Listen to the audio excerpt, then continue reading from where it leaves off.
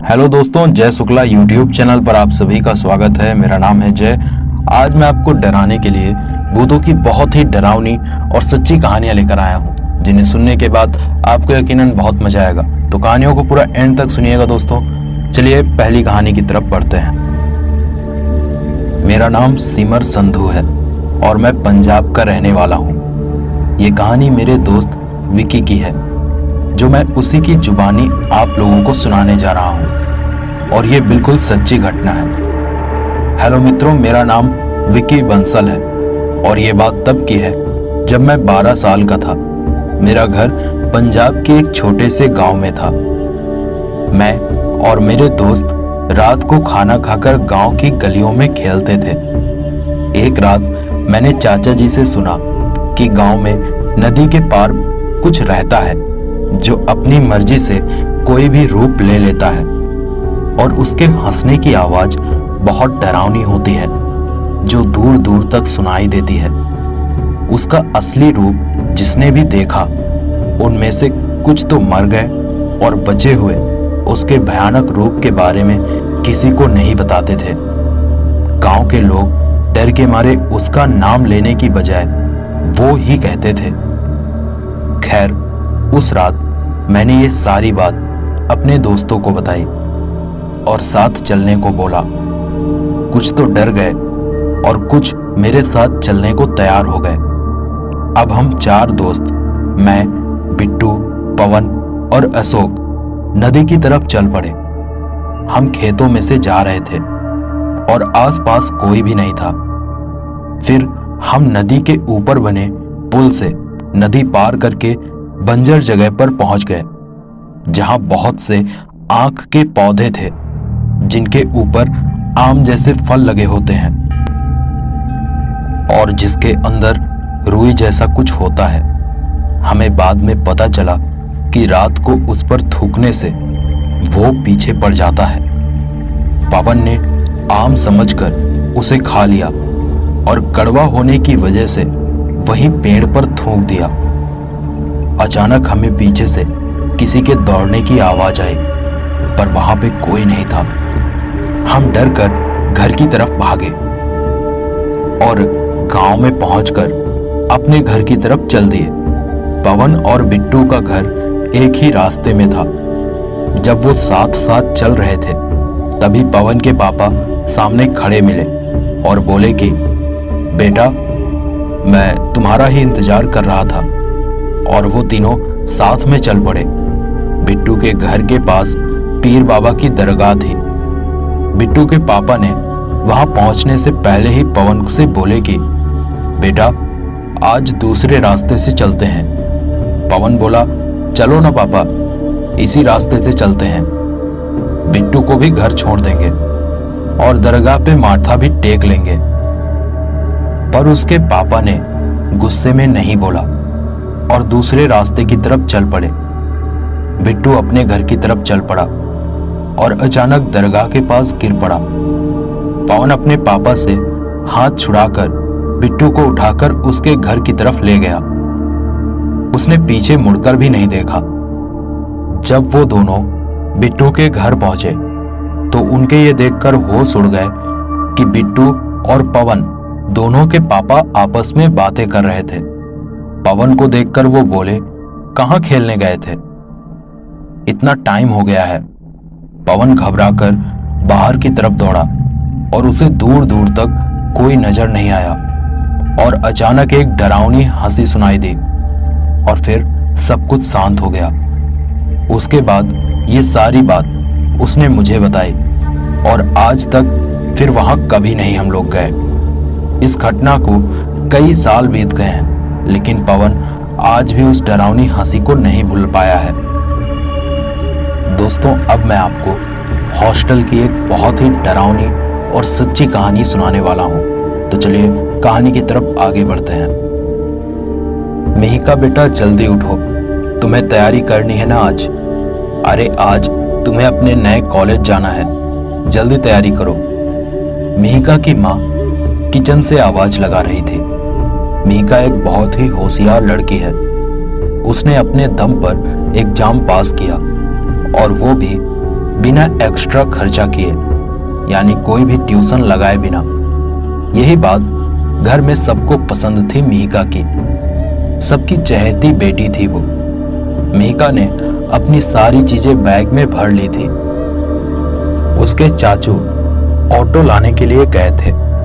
बाहर से चाचू ने आवाज लगाई, अरे छोटी, तैयारी हुई कि नहीं? ऑटो आ गया है। चाचू मिहिका को छोटी के नाम से बुलाते थे। सारा सामान लेकर मिहिका और उसकी मां नीचे आ गए थे। ऑटो में मिहिका के साथ उसके चाचू रेलवे स्टेशन चले गए। वहां से शहर का रास्ता कुछ घंटे भर का था। मिहिका का एडमिशन शहर के बड़े से कॉलेज में हो गया था। उसको हॉस्टल भी मिल गया था। बाहर रूम लेके रहना उसको एक्स्ट्रा खर्चा लग रहा था, सो वो नहीं किया गया था। मिहिका जल्दी से कॉलेज के गेट से अंदर गई और सीधा अपने हॉस्टल की तरफ पहुंची। वहां बहुत ही ज्यादा भीड़ थी, लेकिन सबको रूम्स मिलने वाले थे, तो कोई टेंशन नहीं था। आखिरी में मिहिका का नाम लिया गया।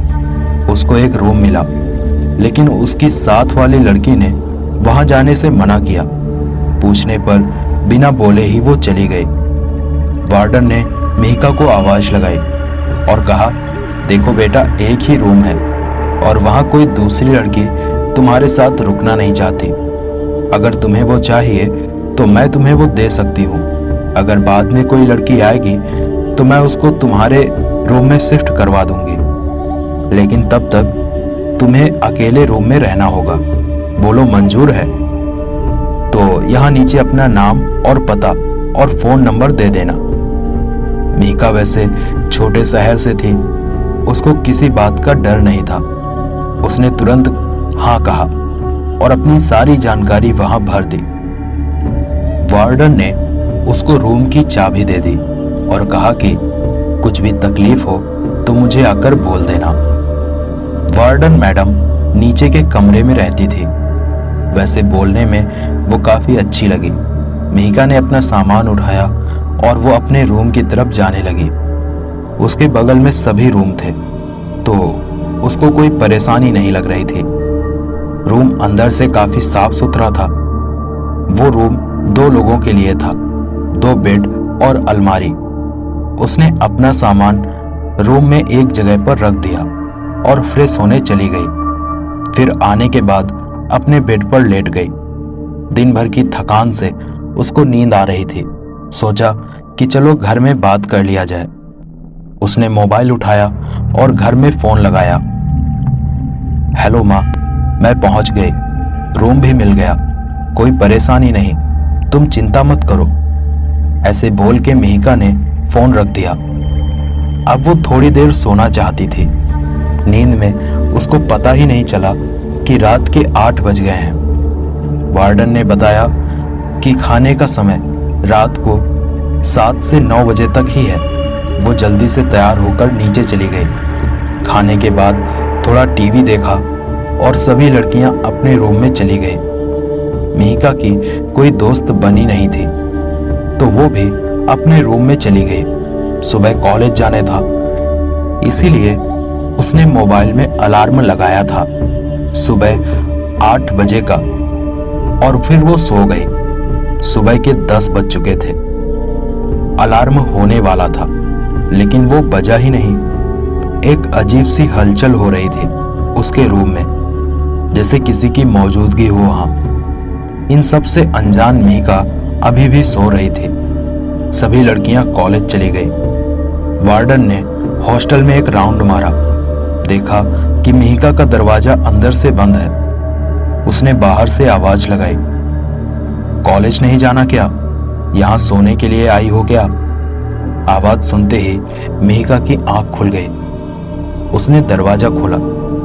मैडम, अभी मैं उठने ही वाली थी, अभी तो 8 बजने वाले हैं ना? मिहिका ने जवाब दिया। वार्डन जरा हंसकर बोली, बेटा जरा अपनी घड़ी देखना तो कितने बजे हैं? मिहिका ने अपना मोबाइल उठाया, देखा कि 10 बज चुके थे। उसको समझ ही नहीं आया कि आखिर ये कैसे हुआ। वार्डन वहां से चली गई। और मिहिका अपना मोबाइल चेक करने लगे। अलार्म हुआ, और अगर नहीं हुआ तो क्यों नहीं हुआ? मैं इतनी देर तक कैसे सो रही थी? यही सवाल को सोचते हुए वो कॉलेज गई। वहां जाकर उसकी क्लास में काफी लोगों से जान पहचान हुई। कुछ तो उसके शहर से थे, जो अलग अलग जगह पर रहते थे। उसको थोड़ा अच्छा लगा। वो सबसे बातें करके उन्हीं के साथ उन्हीं के रूम पे चली गई। वो सब लड़कियां उसकी पुराने कॉलेज की दोस्त निकली, इसीलिए वो उन्हीं के रूम पे रुक गई। उस रात वो उन्हीं के रूम पे रुक गई। वैसे वार्डन मैडम को मिहिका ने कॉल करके बता दिया था। फिर रूम पे खूब मस्ती करने के बाद अपने दोस्तों के साथ मिहिका दूसरे दिन कॉलेज चली गई। वहां से सीधा अपने हॉस्टल दोपहर को पहुंची, खाना खाया और अपनी पढ़ाई की तैयारी करने लगी।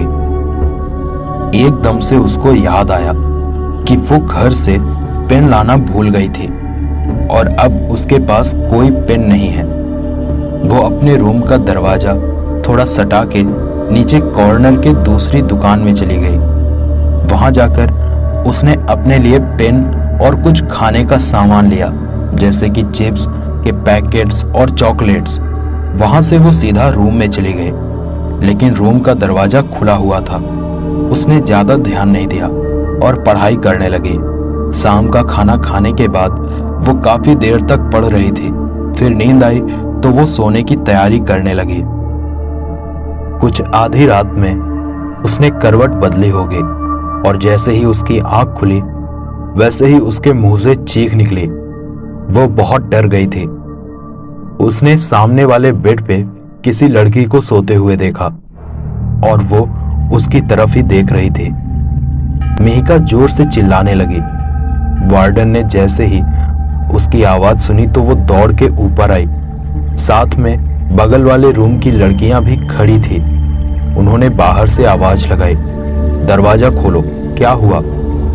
मिहिका ने दरवाजा खोला और बाहर दौड़ के आ गई। मैडम, रूम में कोई है। मैंने अभी वहां किसी को देखा। कोई लड़की थी। मुझे बहुत डर लग रहा है। वार्डन ने अंदर जाके देखा और कहा कि यहाँ तो कोई नहीं है। कोई सपना देखा होगा तुमने, बेकार में हल्ला मचाया। चलो जाके सो जाओ। मिहिका सच में बहुत डर गई थी, लेकिन सब लड़कियां उस पे हंस रही थी, इसीलिए हिम्मत दिखाते हुए वो भी रूम के अंदर चली गई और सोने की कोशिश कर रही थी। उसकी आंख कब लगी पता ही नहीं चला। दूसरे दिन कॉलेज खत्म होने के बाद वो रूम पे आई तो दरवाजा आज भी खुला था। अंदर एक लड़की थी, उसी बेड पे जिस पे कल देखा था। वो अपना सामान लगा रही थी। अब मिहिका को थोड़ा अच्छा लगने लगा। उसको पार्टनर मिल गई थी। उसको हिम्मत आ गई। चलो, वार्डन ने किसी को तो भेज दिया। इस बात से वो खुश थी।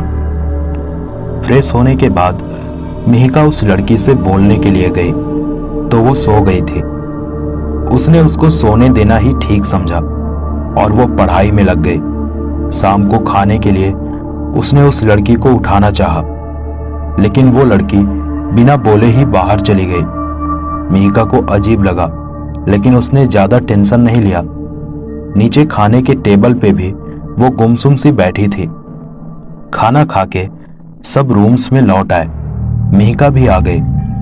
अब उसने सोचा कि उस लड़की से तो बात करनी ही है, लेकिन मिहिका के जाने से पहले वो जाके रूम में सो गई। मिहिका थोड़ी नाराज होकर सो गई। आधी रात का पहर होगा। अचानक टेबल के जोर से गिरने की आवाज आई। सुनते ही मिहिका की नींद खुल गई और वो जोर जोर से चीखने लगी, बचाओ वार्डन मैडम, बचाओ। बगल वाली लड़की टेबल पर खड़ी होकर पंखे से फांसी लगाकर झूल रही थी। मिहिका जैसे कांप रही थी। उसका चिल्लाना चालू था। वो दरवाजा खोल के बाहर भागी। वार्डन ने रास्ते में उसको पकड़ा। आज भी क्या शोर है ये? वार्डन ने डांटते हुए कहा। मैडम, मेरी रूममेट ने फांसी लगा ली है, चलो जल्दी, मिहिका ने घबराते हुए कहा। वार्डन अब साथ में भागते हुए गई। देखा कि रूम में तो कोई नहीं है, सब कुछ सही जगह पर है। अब उसको गुस्सा आया। उसने मिहिका को वार्निंग दे डाली, मिहिका, ऐसे तुम सबको परेशान करोगे तो मुझे तुम्हें हॉस्टल से निकालना होगा। बेकार में हल्ला मचाकर सबकी नींद खराब करती हो तुम। नहीं मैडम, मैं सच बोल रही हूँ। मेरे रूम में कोई लड़की कल दोपहर से थी, मेरा यकीन करो मैडम, मिहिका रोते हुए बोली। वार्डन मिहिका को नीचे लेकर गई। उसने अपने रजिस्टर निकाले, उसके रूम का पेज निकाला। उस पे एक ही नाम था और वो था मिहिका का। वार्डन ने कहा, उस रूम में सिर्फ तुम ही रहती हो बेटा, और कोई नहीं। मिहिका अब और भी डर गई थी। सोचने लगी, जिसको देखा था वो क्या था? कोई भूत या साया या फिर कोई भटकती आत्मा? लेकिन वार्डन के सामने कुछ बोल नहीं पाई। उसको मजबूर होकर रूम में जाना पड़ा। अब उसने अपने रूम का दरवाजा खुला रखा और सोने की कोशिश कर रही थी, लेकिन उसको नींद नहीं आई। सुबह कॉलेज जाकर अपने दोस्तों से वो सब किस्सा बता रही थी। उसके दोस्तों ने उसको हिम्मत दी और कहा कि डरो नहीं, तुम्हारा वहम होगा, ज्यादा सोचो मत। लेकिन मिहिका को पता था ये सब उसका वहम नहीं था। शाम होने को थी। खाना खाकर मिहिका रूम में आई और पढ़ाई करने लगी। उसका मन नहीं लग रहा था, फिर सोने की कोशिश करने लगी। नींद लगती और थोड़ी देर बाद कल रात वाली बात से नींद खुल जाती। रात के करीब 1 बज रहे थे। उसकी आंख खुली और वो लड़की फिर से दिखना चालू हो गई। वो अपने बेड पे बैठी थी। मिहिका ने उससे बात करनी चाहिए, लेकिन वो बहुत ही ज्यादा गुस्से से मिहिका की तरफ देखने लगी। उसकी लाल डरावनी आंखें देख के मिहिका के मुंह से आवाज भी नहीं निकल पा रही थी। वो लड़की धीरे धीरे मिहिका की तरफ आ रही थी और उसने मिहिका से कहा, खबरदार, अगर मेरे बारे में बाहर किसी को बताया तो अंजाम ठीक नहीं होगा। उसका भयानक रूप देख के मिहिका रोने लगी, गिड़गिड़ाने लगी। मुझे छोड़ दो, मैं तुम्हारे बारे में किसी को कुछ नहीं कहूंगी। लेकिन थोड़ी देर में मिहिका को दिल का दौरा पड़ गया और उसकी मौत हो गई। सुबह जब वार्डन ने दोपहर के बाद भी मिहिका को कमरे से बाहर नहीं देखा, तो वो उसके कमरे के पास पहुंच गई। दरवाजा सिर्फ सटा के था, यानी हल्का सा खुला हुआ था। उसने जैसे ही दरवाजा खोला, रूम के अंदर का नजारा देखकर वार्डन की चीखें निकली और वो वहीं बेहोश हो गई। मिहिका की बॉडी पंखे से लटक रही थी। बाजू की लड़कियां भी चिल्लाने लगी। पुलिस ने आकर रिपोर्ट दर्ज की और वार्डन को अस्पताल पहुंचाया। पूछताछ हुई, लेकिन कुछ हाथ नहीं आया। इतनी होशियार लड़की आत्महत्या कैसे कर सकती है, यही सवाल सब कर रहे थे। वार्डन ने यह जिम्मेदारी अपने ऊपर लेते हुए वह नौकरी छोड़ दी। उसको मिहिका की मौत का बड़ा अफसोस हुआ। मिहिका के घर वाले भी सदमे में थे। कई दिनों तक उस रूम में कोई रहने नहीं आया।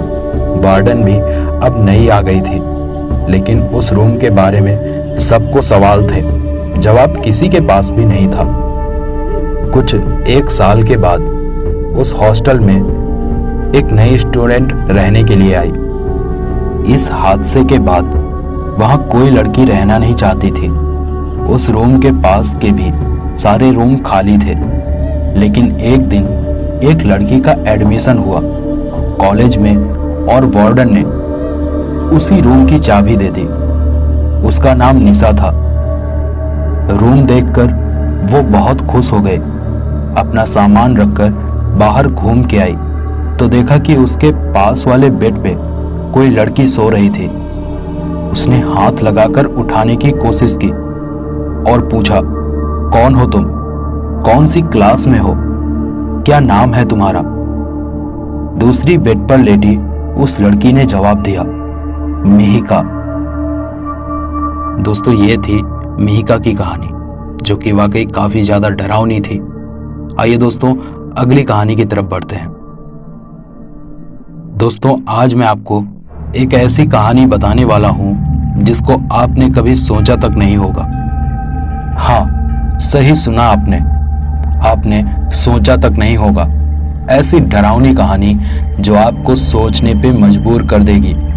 क्या सच में ऐसा भी हो सकता है? हाँ दोस्तों, ये कहानी मैंने भी कहीं सुनी हुई थी। बहुत दिनों बाद भी मुझे ये कहानी याद है। उसका कारण है वो कहानी ही ऐसी है जिसने मुझे उसको याद करने पर मजबूर कर दिया है। तो चलिए आज ये कहानी मैं आप लोगों के साथ शेयर करता हूँ। ये कहानी बहुत साल पहले की है, जब हमारे जमाने जैसे कंप्यूटर, मोबाइल नहीं हुआ करते थे। लिखने का काम कलम से और कागज पे लिखाई होती थी। बात करने का जरिए था वो लैंडलाइन फोन, जो कभी लगता था या कभी आउट ऑफ सर्विस होता था। दूर दराज के ठिकानों में तो बहुत मुश्किल होती थी दोस्तों।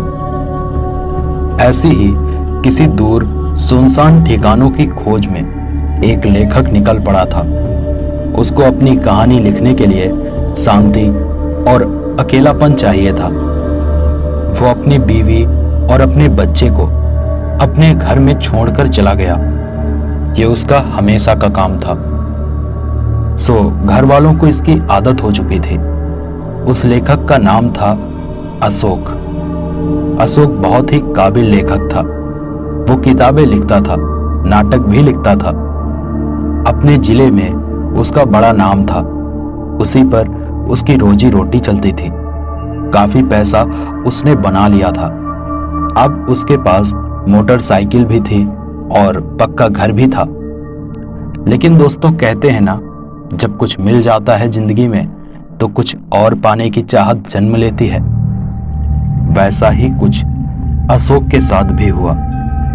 उसको कामयाबी मिल चुकी थी, लेकिन वो और ऊपर पहुंचना चाहता था, जहां से ये दुनिया उसको बहुत छोटी लगे। अशोक एक गांव में पहुंच जाता है। वहां के डाक खाने में पहुंच के किसी की पहचान बताता है। वो उसको एक पता देकर जाने का रास्ता बता देता है। उसकी मोटरसाइकिल चलते हुए एक घने जंगल में चली जाती है। हर तरफ पहाड़ और वहां के गिरते झरने की आवाज उसको सुनाई दे रही थी। एक मोड़ आने के बाद उसको कुछ घर दिखाई देते हैं। वहां पे फॉरेस्ट वालों का एक गेस्ट हाउस था, जहां पे अब कोई नहीं रहता था। अशोक ने कुछ दिन वहां रहने का इंतजाम कर लिया था। बाहर से वो गेस्ट हाउस पूरा लकड़ी का बना था, लेकिन वो अंग्रेजों के जमाने का था, तो उसकी बनावट में वो विदेशी झलक साफ दिखाई दे रही थी। बाहर बड़ा सा बरामदा और वहां रखी एक मेज और कुर्सियां। उसके बाजू में लकड़ी के खंभे लगे हुए थे। उसके ऊपर मोटा सा गेरुआ रंग पोत दिया गया था। अशोक के सामान रखते ही वहां का चौकीदार भागते हुए आया और सामान उठाने लगा। अशोक ने उसको रोका और कहा, तुम घनश्याम हो क्या? मुझे बताया था तुम्हारे साहब ने। हाँ साहब, मुझे मेरे मालिक ने यहाँ टेलीफोन करके बताया था कि एक बहुत बड़े साहब आने वाले हैं। घनश्याम ने बड़े ही सादगी से अशोक की तारीफ कर डाली। अशोक को बड़ा सुकून मिला। उसने हंसते हुए कहा, अरे मैं कोई साहब नहीं हूं। तुम्हारा साहब और मैं साथ में पढ़ाई करते थे। मैं लेखक हूं, कविता, कथा और कुछ नाटक भी लिखता हूं। तुम्हें नाटक पसंद है? अशोक ने उसकी पसंद उससे पूछ ही ली। अक्सर गांव में नाटक देखने आज भी लोग दूर से आया करते हैं। अपने रिश्तेदारों के यहाँ पहले दिन से ही पहुंच जाते हैं। लेकिन उस जमाने में नाटक होना आम बात नहीं थी। लोग सिनेमा सिर्फ शहरों में ही देखते थे। नाटक वहां लोकप्रिय था। शाम का खाना होने के बाद घनश्याम और अशोक बाहर बरामदे में बैठकर बातें करने लगे। बाहर आग जल रही थी। दूर से जंगली भेड़ियों की आवाज आ रही थी। घनश्याम अपने आसपास की जगह के बारे में बता रहा था और अशोक कभी उसके ऊपर ध्यान देता तो कभी उन सब चीजों को अपनी कहानी में रखने की कोशिश करता। बातें करते करते कब 11 बज गए समझ नहीं आया।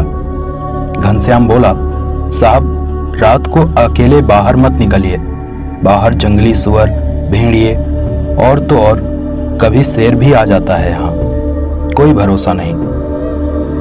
उसको हाँ बोलकर दोनों अपने अपने कमरे में सोने के लिए चले गए। अशोक को थकान होने के बाद भी नींद नहीं आ रही थी। अब वो खिड़की खोलकर एक कुर्सी पे बैठ गया। जंगलों से बहुत ही डरावनी आवाजें आ रही थी, कभी शेर की दहाड़ तो कभी उल्लू की आवाज। बहुत ही भयानक लग रहा था, जैसे वो उसके आसपास घूम रहे हों, ऐसा उसको महसूस हो रहा था। वो अब लिखने का सामान खोजता है। अरे मैं तो कलम लाना ही भूल गया, लगता है सामान में से गिर गया है कहीं पे, या फिर मेरे बच्चे ने निकाला होगा, ऐसा लग रहा है। उसके सामान में बस एक स्याही की बोतल मिलती है। आज उसका दिन बेकार जाएगा, ऐसे सोचते हुए वो वहां रखी अलमारी खोजने लगता है। अशोक को अचानक पुराने से कपड़े में लपेटा हुआ एक बक्सा मिलता है। वो बड़े ही आश्चर्य से उसे खोलता है। अरे वाह, मेरा काम तो बन गया। पेन भी है और एक बढ़िया सी डायरी भी, शायद मेरे दोस्त ने मेरे लिए लाकर रखी होगी। उसको पता है मैं लेखक हूं। अपने दोस्त का शुक्रिया अदा कर वो उस पेन में स्याही डालता है और वो डायरी खोलता है। वो डायरी बाहर से बहुत पुरानी थी, लेकिन अंदर से एकदम नई जैसी लग रही थी। अशोक घर के अंदर था, लेकिन दूर से झरनों की पानी की आवाज वहां तक पहुंच रही थी। उसने डायरी के पन्ने खोले और उसमें उसने वो पेन से लिखा, मौत का राज। जैसे ही उसने ये लिखा, जंगल में कोई शिकार हो गया। बहुत जोरों की आवाज आने लगी। पंछी इतनी रात को उड़ने लगे थे, सारे जंगल में हलचल होने लग गई। अशोक को भी बड़ा मजा आया। ये जगह उसके लिए बहुत सही थी। वो अब लिखना चालू करता है। वो अपनी कहानी में एक राज के बारे में लिखता है जो अभी तक किसी को नहीं पता था। कोई मनहूस साया अचानक से लोगों की बस्ती में आता है और एक एक करके लोगों को मौत के घाट उतारता है। किसी को कुछ भी समझ नहीं आता कि ये सब क्या हो रहा है। लोग भगवान को याद करके सोते और सुबह वहीं बाहर मौत के हवाले हो जाते थे। हर जगह मौत ही मौत। वो अपनी कहानी में लिखता है कि अब वो कहानी खत्म करने वाला है। अशोक की कहानी में मजा नहीं आता तो वो उसको बढ़ाने में लग जाता।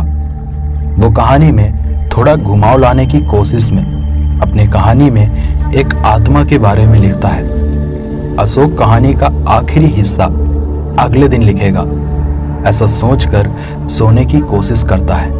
तभी खट खट खट अचानक उसको लगता है कि उसकी पीछे की खिड़की से कोई अंदर झांक रहा है। खिड़की तेज हवा से एक दूसरे पर लग के आवाज कर रही थी। कुछ देर के लिए अशोक एक ही जगह पर सुन्न होकर खिड़की की तरफ देखता रहता है। एक पल के लिए वो सोचने लग जाता है। वो दरवाजा खोल के घनश्याम का दरवाजा देखता है। उसका दरवाजा बंद था। अशोक ने वहां खिड़की में किसी को तो देखा था, लेकिन अपना वहम मानकर वो सो जाता है। अगले दिन सुबह वो घनश्याम के साथ जंगल और खेत घूमने के लिए निकल जाता है। दोपहर खेतों में खाना खाकर एकदम शाम को वो गेस्ट हाउस वापस आता है। शाम का खाना खाकर दोनों सोने के लिए जाते हैं। आज उसको कल की कहानी का किस्सा खत्म करना था। वो डायरी खोलता है। रात काफी हो चुकी थी, लेकिन उसको तो काम करना था। लेकिन आज जैसे ही उसने कलम उठाई, खट खट खिड़की जोर से खुल गई। अब अशोक डर गया। उसने जोर से आवाज लगाई, घनश्याम। घनश्याम दौड़ के आया। अशोक ने दरवाजा खोला। अभी मैं यहां बैठा था तो मैंने किसी को खिड़की से झांकते हुए देखा, जैसे कोई आदमी हो। अशोक थोड़ा सहम कर बोल रहा था, साहब, आपको शायद वहम हुआ होगा, यहाँ तो कोई नहीं है और मैंने बाहर के दरवाजे पर ताला लगाया है, कोई कैसे अंदर आ सकता है। घनश्याम इधर उधर घूमकर देख रहा था। उसको ऐसा करते देख अशोक को भी लगा कि शायद वो उसका वहम ही था। घनश्याम के जाने के बाद वो लिखने बैठ जाता है, लेकिन वो खिड़की बंद करके। अशोक लिखने में मगन हो जाता है, लेकिन उसका ध्यान खिड़की पे नहीं होता। वहां एक बहुत ही खूंखार साया, कहो कोई बुरी आत्मा, खिड़की के बाहर से उसको देख रही होती है। दोस्तों, ये और कोई नहीं, ये वही आत्मा होती है जो अब कहानी से बाहर आ चुकी है। अब लग रहा था जैसे ये आत्मा अशोक से सब कुछ लिखवा रही थी, लेकिन इसकी किसी को खबर नहीं थी। वो अशोक भी इस बात से बेखबर था कि उसकी लिखी कहानी में क्या होने वाला था। अब वो कहानी में लेखक के दोस्त की मौत के बारे में लिखता है। सुबह उठते ही उसको एक फोन आता है कि अशोक का जो दोस्त था, जो इस गेस्ट हाउस का मालिक था, उसकी कल अचानक रात में मौत हो गई। पता चलते ही वो पास के गांव में जाते हैं। वो अशोक के दोस्त का गांव था। उसको आखिरी क्रियाकर्म के लिए वहीं लेके आने वाले थे। मौत मानो एक बंद लिफाफे में थी। किसी को कोई खबर नहीं थी। पुलिस भी हैरान और परेशान थी। अशोक को बहुत बुरा लगा। अब उसको गेस्ट हाउस में रुकने का मन नहीं था, लेकिन अब उसका काम होने को था। वो कहानी को खत्म करना चाहता था। आज वो उस पेन से लिखता है कि उसके गेस्ट हाउस का नौकर, जो उस कहानी में था, उसको जंगल में कोई जंगली जानवर मार डालता है। दूसरे दिन सुबह घनश्याम का कोई अता पता नहीं था। दोपहर तक राह देखने के बाद अशोक अपने साथ बाजू के लोगों को लेकर खोजने निकल जाता है। शाम को एक चरवाहा वहां आता है। बाबूजी, बाबूजी, जल्दी चलो। अशोक उसके साथ जाता है। एक पेड़ के नीचे घनश्याम की लाश मिलती है, बहुत ही बुरी हालत में। जानवरों ने उसको पूरी तरह फाड़ दिया होता है। देखने लायक नहीं था उसका शरीर। पुलिस ने उस लाश को पोस्टमार्टम के लिए भेज दिया। अब अशोक को कुछ अजीब और बहुत ही भयानक होने वाला है, ऐसा लग रहा था। अशोक बहुत भी थक चुका था। गेस्ट हाउस आकर वो अपनी कहानी खत्म करना चाहता था। इतना सब होने के बाद अब उसका मन नहीं लग रहा था। आते ही उसने डायरी निकाली और वो पेंसिल उसने लिखा कि अब वो कहानी वाली आत्मा लेखक के परिवार को भी खत्म करती है, लेकिन किसी को कुछ पता नहीं चल पाया था। ये सब लिखने के बाद वो पानी पीने बरामदे में जाता है। वापस आता है तो वो अंदर का मंजर देखकर उसके पैरों के नीचे जमीन खिसक जाती है। उसकी डायरी के पास एक बहुत ही डरावनी आत्मा खड़ी थी, जो कि अशोक की तरफ देख रही थी। अशोक चिल्ला उठा। बाजू के घर वाले भी आए। उन्होंने भी उस आत्मा को देखा। कुछ देर वहीं रुककर वो अचानक गायब हो गई। अशोक ने अपनी कहानी वाली डायरी उठाई और उसको गौर से देखने लगा। उस पेन से लिखी हर चीज उसके सामने जैसे जन्म ले रही थी। उसको यकीन नहीं हुआ, लेकिन उसने उस कहानी में जो लिखा था वो सब हो चुका था। दोस्त और नौकर की मौत। अब अशोक ने लेखक के परिवार की मौत के बारे में लिखा था। लिखा हुआ तो मिट नहीं सकता था, इसीलिए अपनी गाड़ी लेकर बहुत तेज घर के लिए वो निकल जाता है। कहीं ना कहीं उसको ये एहसास हो गया था कि उस डायरी या पेन की वजह से ये सब मौतें हो रही थी। अब वो जो भी लिखता था वो सब असलियत में हो रहा था, लेकिन देर हो चुकी थी। घर के बाहर अशोक के रिश्तेदार थे। बहुत भीड़ थी। अशोक थरथराने लग गया। उसके पैर भारी हो गए और चलना मुश्किल हो गया। उसको बीवी और बच्चे की तस्वीर सामने दिखाने लगी। उसके इमेजिनेशन में अपने बच्चों और बीवी की तस्वीर आने लगी। उसका हंसता खेलता परिवार खो गया था। एक ही झटके में उसका सुख छीन गया था। अशोक खुद को संभाल नहीं पा रहा था। अपनी लिखी कहानी पे उसको बहुत गुस्सा आ रहा था। उसने अपनी पत्नी की चिंता में वो डायरी फेंक दी जिसमें वो कहानी थी।